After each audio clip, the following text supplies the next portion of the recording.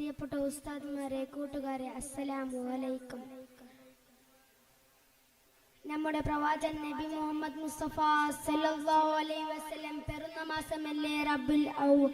ഈ പുണ്യമാസത്തിൽ നബിയുടെ കഥ കേൾക്കാൻ എല്ലാ കൂട്ടുകാർക്കും ഇഷ്ടമല്ലേ?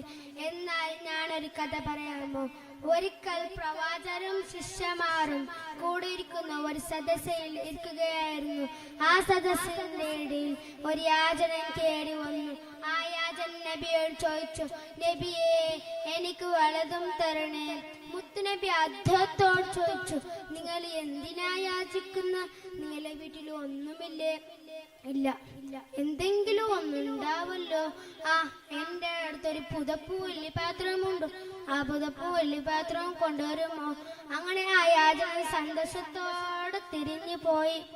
അങ്ങനെ ആ യാചകൻ ഒരു പുതപ്പൂ വലിയ പാത്രവും നബിയോടെ അടുത്തേക്ക് കൊണ്ടുവന്നു.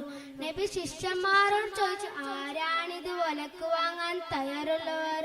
അങ്ങനെ ഒരു സഹാബി കൈ നീട്ടി, ഞാൻ അതിന് 2 ദിർഹം വാങ്ങാം നബിയെ.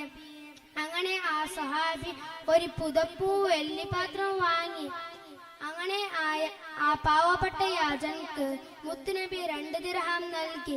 അങ്ങനെ നബി സല്ലല്ലാഹു അലൈഹി വസല്ലം തങ്ങൾ പറഞ്ഞു, നിങ്ങൾ 1 ദിർഹം കൊണ്ട് വീട്ടിൽ ഭക്ഷണം കൊടുക്കുക, മറ്റൊരു ദിർഹം കൊണ്ട് മയു വാങ്ങി കാട്ടിൽ പോയി വിറക് വെട്ടി ജീവിക്കുക. അങ്ങനെ യാചകൻ സന്തോഷത്തോടെ തിരിഞ്ഞു പോയി.